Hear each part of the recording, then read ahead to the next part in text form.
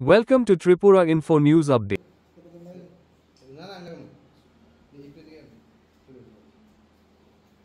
আজকে আমরা এখানে আপনাদেরকে আমন্ত্রণ জানিয়েছি। বিষয় হচ্ছে জরুরি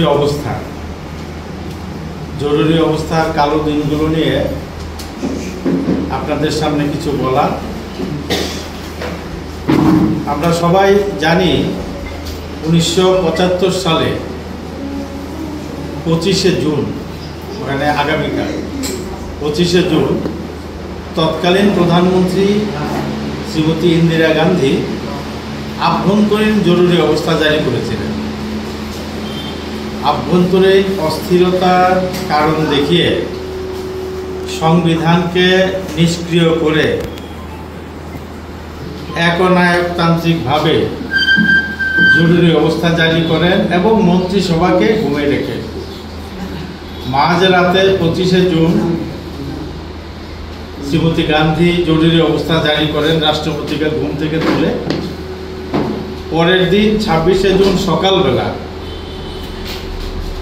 রেডিওর মাধ্যমে ভারতবর্ষের মানুষ জানতে পারে দেশে আভ্যন্তরীণ জরুরি অবস্থা জারি করা হয়েছে। এই জরুরি অবস্থা জারির প্রেক্ষাপট হচ্ছে সম্পূর্ণই একটা পরিবারকে কেন্দ্র করে।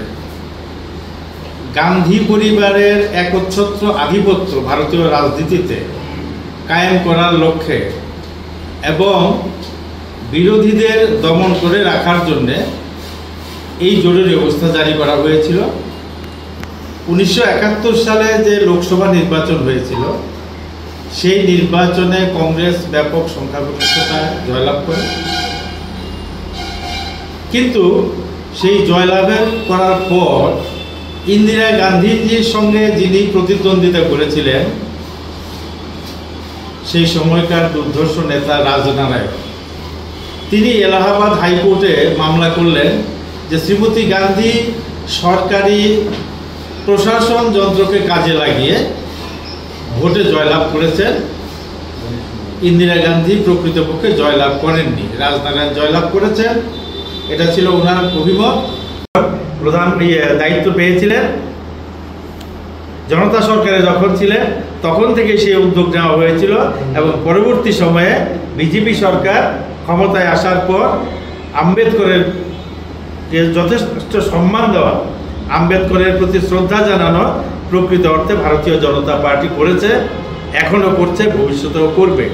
কারণ এই কংগ্রেস সরকারই, আপনাদের হয়তো অনেকে জানেন কিনা জানি না, ইন্দিরা গান্ধীর নেতৃত্বে যখন সরকার চলছিল, সেই জরুরি অবস্থা জারি করা হয়েছিল, তখন কিন্তু তারা গরিবী হটাও বলে তুর্কম্যান গেটে, দিল্লির তুর্কম্যান গেটে কয়েকশো দরিদ্র ব্যক্তিকে, গরিব মানুষকে গুলি চালিয়ে হত্যা করেছে। তাদের দাবি কী ছিল? তাদের বাসস্থানের ব্যবস্থা করা, এবং কয়েক লক্ষ মানুষকে সঞ্জয় গান্ধী, ইন্দিরা গান্ধীর পুত্র সঞ্জয় গান্ধী বলপূর্বক ধরে ধরে তাদের নাচবন্দি করিয়েছেন, তাদেরকে নাচবন্দি করিয়েছেন। আজকে তারা সংবিধানের কথা বলে, মানুষের অধিকারের কথা বলে। মানুষের অধিকার যদি কেউ দিয়ে থাকে, ভারতীয় জনতা পার্টি দিয়েছে। সংবিধানকে মর্যাদা দেওয়ার কথা যদি কেউ বলে থাকে, ভারতীয় জনতা পার্টি সংবিধানকে মর্যাদা দেয়। সংবিধানকে পদদলিত করেছে কে? একমাত্র কংগ্রেস পার্টি। হাজারো উদাহরণ আছে। এই যে এই দিনটাকে 25শে মে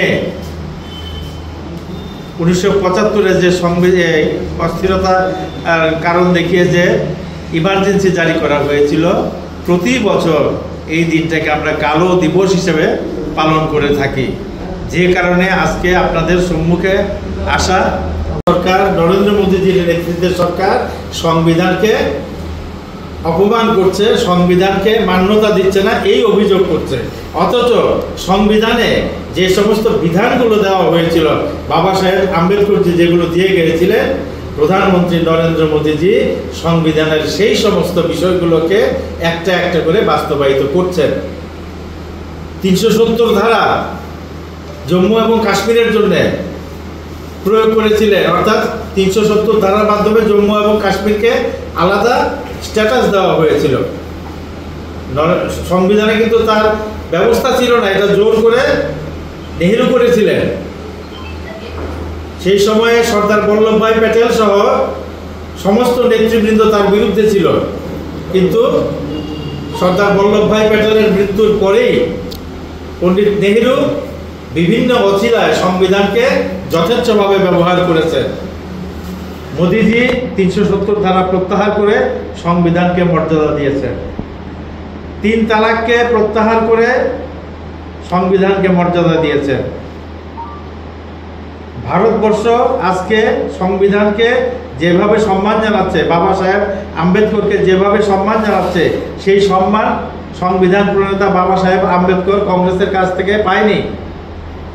কংগ্রেস সংবিধান প্রণেতাকে নির্বাচনে পরাজিত করতে সমস্ত শক্তি প্রয়োগ করেছে বাবা সাহেব আম্বেদকর যাতে জিততে না পারেন।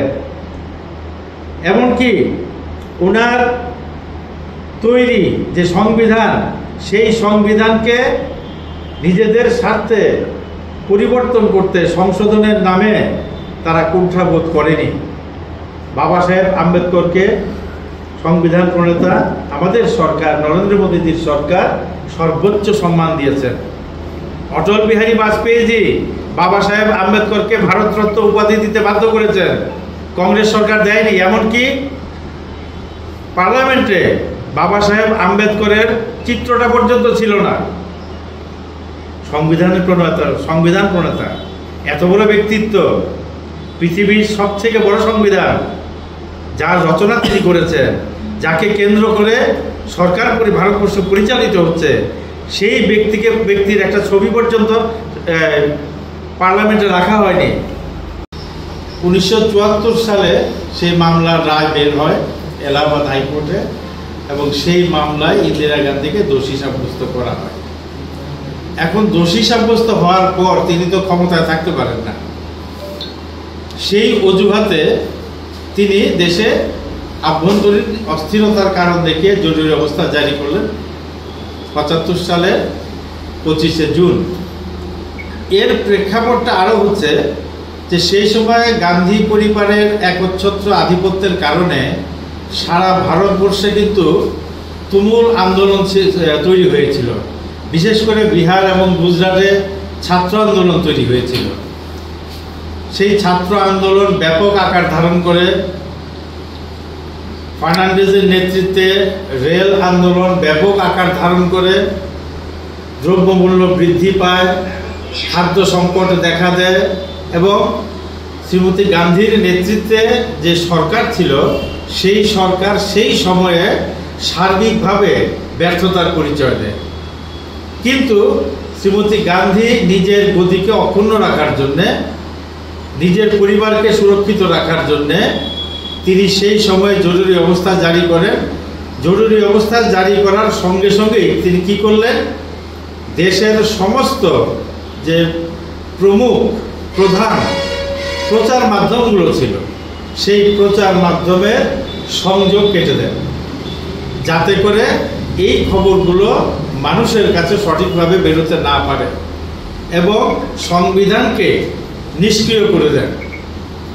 সংবিধানকে নিষ্ক্রিয় করে দেন, বিচার ব্যবস্থাকে নিষ্ক্রিয় করে দেন।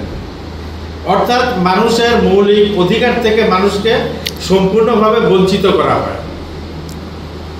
এইভাবে ভারতবর্ষকে নিজের কুক্ষিগত করে রাখার জন্যে, ভারতবর্ষের জনগণের কণ্ঠকে রোধ করার জন্যে তিনি জরুরি অবস্থা জারি করেন, এবং লক্ষাধিক লোককে, প্রতিবাদীকে কারাগারে নিক্ষেপ করেন। এর মধ্যে আমাদের অটল বিহারী বাজপেয়ীজিও ছিলেন, লালকৃষ্ণ আদবানিজি ছিলেন, জর্জ ফার্নান্ডেজ ছিলেন, মুরলী মনোহর যোশী ছিলেন, আমাদের রাজনাথ সিংজি ছিলেন।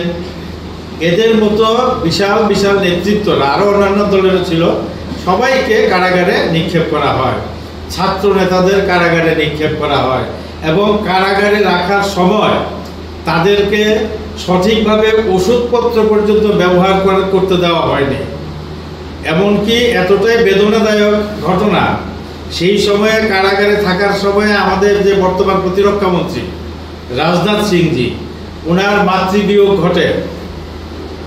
মাতৃবিয়োগ ঘটার পরে উনাকে মায়ের কাজ করতে দেওয়া হয়নি। রাজনাথ সিং, যিনি আজকে আমাদের প্রতিরক্ষা মন্ত্রী, ওনার মাতৃবিয়োগ হয়েছিল সেই সময়, কিন্তু জেল থেকে ছাড়া হয়নি। কুখ্যাত আসামিদেরকেও কিন্তু এই সমস্ত ঘটনার সময় একটা নির্দিষ্ট নিয়মের মধ্য দিয়ে তার পরিবারের কাজ করার জন্য তাদেরকে ছাড়া হয়। এতটাই নৃশংস ছিল ইন্দিরা গান্ধীজি সেই সময়ের যে জরুরি অবস্থা চিত্র। Subscribe to Tripura Info and press the bell icon so that you never miss any latest updates and news on Tripura.